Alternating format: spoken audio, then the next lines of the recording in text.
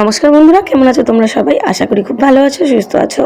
আমরাও খুব ভালো আছি। আজকে চলে এসেছি আবার নতুন একটি রেসিপি নিয়ে। বেশ গরম পড়ে গেছে, আর এবার গরমকালে পটল, ঝিঙে এইসব সবজি চলবে এখন পুরো গরম জুড়ে। মানে পটলের আজ তরকারি তো কাল ভাজা, সারাক্ষণ তো অধিকাংশ বাড়িতে পটল রান্না হতেই থাকবে। আজকে বানাবো নিরামিষ দিনে খাওয়ার জন্য নিরামিষ পটলের দোরমা। আর পটলের দোরমা বানানোর জন্য পটল যেভাবে সচরাচর খোলা ছাড়ানো হয় সেইভাবে খোলা ছাড়ালে হবে না। পটলটাকে প্রথমেই ছুরি দিয়ে ভালোভাবে ঘষে নিতে হবে। তোমরা চাইলে বটির মধ্যে দিয়েও খুব ভালোভাবে পটলের গাটা ঘষে নিতে পারো। আর তারপর একটা সাইড বেশ কিছুটা বাদ দিয়ে চামচের পিছনটা দিয়ে আস্তে আস্তে করে পটলের ভিতর থেকে যে দানা আর নরম অংশটা থাকে ওইটা বের করে নিতে হবে। তারপর পটলের ভিতরটা একদমই দেখো আঁকা হয়ে যাবে। আর দেখো ঠিক একইভাবে আমি সমস্ত পটলগুলো বানিয়ে নেব। এরপরে করা হয়ে গেলে যে সমস্ত দানাগুলো আছে ওটাও কিন্তু ফেলবো না, কাজে লাগিয়ে দেবো।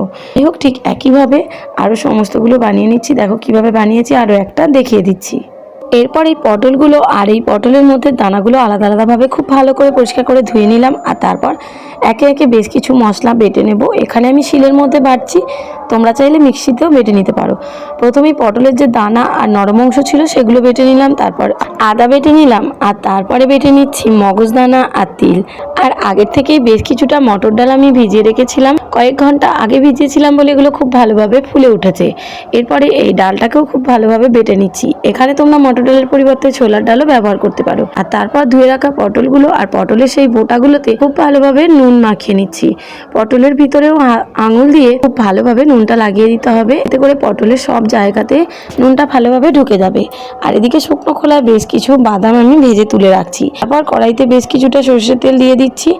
আর এই রান্নাটা সরষের তেলেই করব, তোমরা চাইলে সাদা তেলেও করতে পারো। সরষের তেলে করলে এই রান্নাটা স্বাদটা অনেকটা সুন্দর হয়। এবার তেল গরম হলে একে একে পটলগুলো তেলের মধ্যে দিয়ে দেবো। আর তারপর এগুলোকে মিডিয়াম টু হাই ফ্লেমে ভেজে নিতে হবে। তবে এগুলো লো ফ্লেমে ভাজা যাবে না, লো ফ্লেমে ভাজলে পটলগুলো একদমই নরম হয়ে মাঝের অংশটা নেমে যাবে। যাই হোক, পটলগুলো দেখো খুব সুন্দর একটা রং এসে যাচ্ছে। এগুলোকে উল্টে পাল্টে খুব ভালো করে ভেজে এগুলো প্রথমেই তুলে রেখে দেবো। পটলগুলো ভেজে তুলে নেওয়ার পর ওই একই তেলে পুরটা রেডি করে নেব। তেলের মধ্যে প্রথমেই দিয়ে দিলাম আদা বাটা, আর আদা বাটাটা দেওয়ার পরে সামান্য একটু নেড়ে চেড়ে নেব। যেহেতু পটল ভাজার তেল, তো পটল ভাজার তেল সবসময় একটু কালোই হয়ে যায়, তাই এটা দেখতে একটু কালো লাগছে। তোমরা চাইলে তেলটা চেঞ্জ করে নিতে পারো। আদাটা একটু ভাজা হয়ে গেলে এর মধ্যে দিয়ে দিলাম বেটে রাখা ডাল আর যে পটলের দানাগুলো ছিল বাটা, সেইটা এই দুটো দেওয়ার পরে আবারও নেড়ে চেড়ে বেশ কিছুক্ষণ ভেজে নেব। এরপর বেশ কিছু গুঁড়ো মশলা অ্যাড করে দেবো। প্রথমে দিয়ে দিলাম পরিমাণ মতো নুন, তারপর দিয়ে দেবো পরিমাণ মতো হলুদ গুঁড়ো, আর ঝাল বুঝে লঙ্কা গুঁড়ো, আর স্বাদটা ব্যালেন্স করার জন্য পরিমাণ মতো চিনি দিয়ে দেবো। তারপর সমস্ত কিছুকে খুব ভালোভাবে নেড়ে চেড়ে মিশিয়ে নিতে হবে। আর ঠিক পুরটাও এই সময় অনেকটা ভাজা হয়ে যাবে। ডাল আর সমস্ত যেসব মশলা সমস্ত কিছু খুব ভালোভাবে ভাজা হয়ে গেলে এর মধ্যে দিয়ে দেবো ভেজে রাখা বাদামগুলো। এরপর আবারও সমস্ত কিছুকে খুব ভালোভাবে নেড়েচেড়ে মিশিয়ে নেব। আর তারপর এই পুরটাকে ঢেলে ঠান্ডা হতে দেবো একটা জায়গায়। এরপরে মেন রান্নাটা করে নেব। তার জন্য কড়াইতে বেশ কিছুটা পরিমাণ সর্ষের তেল দিয়ে দিলাম, আর তেলের মধ্যে ফোড়ন দিলাম গোটা গরম মশলা। গোটা গরম মশলা দেওয়ার পর গরম মশলা ভাজা হলে দিয়ে দিলাম আদা বাটা। আদা বাটা দিয়ে একটু নেড়েচেড়ে ভেজে দিয়ে দিলাম মগজদানা আর তিলের যে পেস্টটা ছিল সেটা, আর বাটি ধুয়ে সামান্য একটু জল দিয়ে দিলাম। তারপর দিয়ে দিলাম পরিমাণ মতো কাশ্মীরি লঙ্কার গুঁড়ো, হলুদ গুঁড়ো, পরিমাণ মতো নুন, আর দিয়ে দেবো স্বাদ ব্যালেন্স করার জন্য পরিমাণ মতো চিনি। আর এখানে দিয়েছি সামান্য একটু জিরে গুঁড়ো। আর সমস্ত মশলাকে নেড়ে চেড়ে কষিয়ে নেব। আর হ্যাঁ, এই মুহূর্তে তোমরা চাইলে কিছুটা পরিমাণ লঙ্কার গুঁড়ো ব্যবহার করতে পারো। আমি একদমই সামান্য লাল লঙ্কার গুঁড়ো ব্যবহার করেছি। আর এরপর সমস্ত কিছুকে তুমি মশলার থেকে তেল ছাড়া পর্যন্ত কষাতে হবে। ততক্ষণ মশলাটা কষাতে থাক, আর এদিকে ততক্ষণ পটলের মধ্যে পুরগুলো খুব ভালোভাবে ভরে নিই। চলো, বেশ কিছুটা করে পুর নিয়ে পটলের মধ্যে ঠেসে ঠেসে আঙুল দিয়ে একদম ঢুকিয়ে ভর্তি করে নিতে হবে। আর তারপর যে টুকরোগুলো রয়েছে পটলের ওপরের দিকে, সেই টুকরো একটা করে নিয়ে টুথপিক দিয়ে খুব ভালোভাবে পটলের মুখটা বন্ধ করে দিতে হবে। ঠিক একইভাবে আমি সমস্ত পটলগুলো রেডি করে নিয়েছি। চলো, এরপরে এদিকে মশলাটা কষানো হয়ে গেছে, আর মশলা থেকে তেল ছেড়ে মশলাটা একদমই শুকনো শুকনো হয়ে গেছে। তো এরপর এর মধ্যে দিয়ে দেবো পরিমাণ মতো জল। জলটা দেওয়ার পর আবারও খুব ভালোভাবে নাড়াচাড়া করে এটাকে ফুটতে দেবো।